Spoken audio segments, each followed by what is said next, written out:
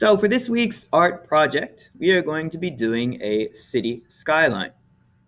So what is a skyline? Well, it's basically a city landscape where you see all the buildings, um, and that's basically it, just the buildings of the city. So this week we're studying about space. And what I want you to do is try and create the illusion of space with your city skyline. So the finished product will look something like this, okay? And we talked a bit about the different techniques you can use for creating space, for showing the illusion of space in a two-dimensional work of art.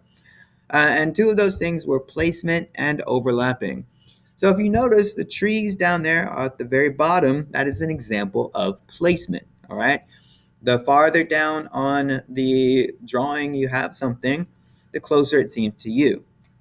The next thing is overlapping. So the trees, they overlap the buildings a little bit.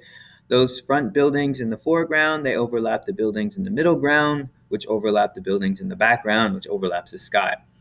So these two things, placement and overlapping, are great examples of how you can show space.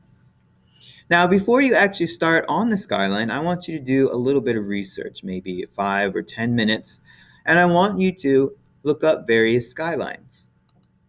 So you search in Google, and I used to live in Fukuoka, Japan, so I'm going to search Fukuoka skyline. I'm going to look at the images.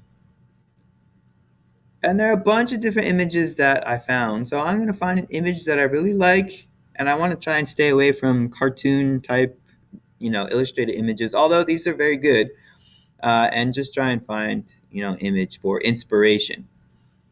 Okay, so I'll go back up here. And I'm going to go ahead and right click. I'm going to save image as, and then I'm going to, just save the image, right? You can rename it, to whatever skyline it is that you want. Or you can keep that image just as long as you can find it. So you could also, look up skylines for places that you visited in the past. For example, I went to Singapore many, many times, really enjoyed it. So I might choose a Singapore skyline as well. Or maybe you want to choose a skyline of places that you have lived or are living now, right? So Oklahoma City skyline. Right, so choose an image that you like, choose 3 of them that you like, and what I want you to do is download those images, and then you're going to upload them in today's Canvas page, which is Wednesday, and I believe Wednesday 9/8. You're going to upload that, and then after that, you're going to start on the actual art project. So the first step in the art project is you're going to need to make a horizon line and then rectangles for the building. So you're going to use a ruler, and you're going to use a pencil. I want you to start off by making that horizon line nice and light. And don't make it in the middle of the page, okay? You're not going to have a whole lot of space for your buildings if you do that. So make it about 1.5 inches or 2 inches from the bottom of the page, just like my example that I have here.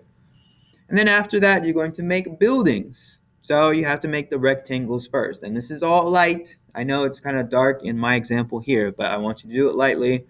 And I want you to make rectangles for the different sizes of buildings.